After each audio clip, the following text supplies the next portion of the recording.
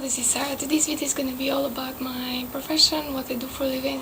I'm also going to talk to you a little bit about gender inequality because it has been cause of debate on whether should I continue on this path or go on another path and just leave everything behind. I have always worked as a research assistant and my degree is in computer science.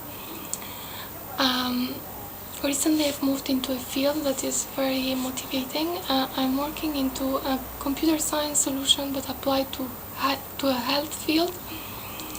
And there is a lot of new knowledge and new things to learn about health and then try to provide system solutions or applications that will help the patient or the doctor depending on what the project is about. Usually how it works is I have a project and within that project there is a research question and there are some objectives. The research questions usually are open problems, so there are no books on that. You just look at what other researchers do. You review literature, published literature and try to find your way into solving that problem. Once you start giving a solution, you publish a paper, either in an international conference or in a journal paper. If it's in a conference, you usually have to travel to the place, so there is some traveling involved as well. This part of the job is great. The other part is about instability. You work on projects and you are never stable, and what it causes the instability is not as much the fact that you work on projects, is you are deeply specialized and then you work within a research group that does certain things. And then when that project finishes, if there are no more funds for you, you have just not to move in another institution in that same city. You have to move somewhere else. And usually it's in another country as well. And that it makes it very difficult and challenging. The other thing that is even more upsetting is that there is a lot of social barriers, and one of which is being a woman. When I started computer science degree, we were 80 people, and 5 of which were women, and most of them dropped straight away. And when I started my master degree, it was only me, and I think around 28 people were in the class. So since then I knew it's going to be difficult. When I started my PhD degree, we were, I think, about 40% women and 60% men.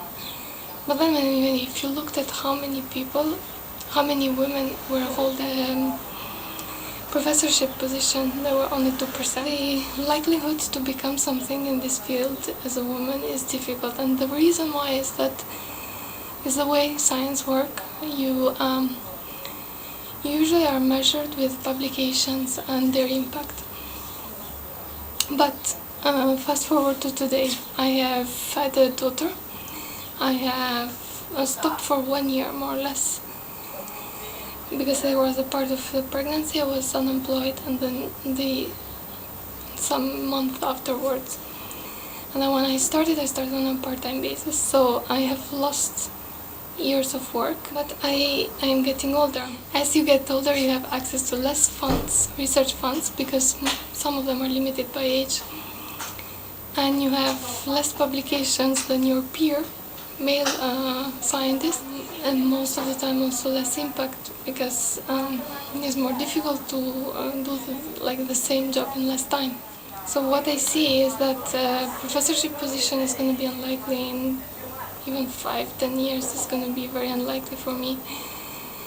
But on the other hand, having these projects 2-3 years projects for an extended period of time is going to be difficult too. And it's going to require us moving again and again. I think that's the same process that many women have gone through and have chosen to just get away from academic science. I love science and I love my family, and I feel that I cannot do both, and there is something wrong with how science is done today, and there is gender inequality, and there is a lot of political, you suffer also a lot of political instability, because as soon as there is a political problem in one country, funds are cut, and science is one of the first things to go usually. So I'm here sitting, and I would love for my daughter to have the same path that I do. And on the other hand, I don't think I would be the one who would 100% encourage that unless something changes.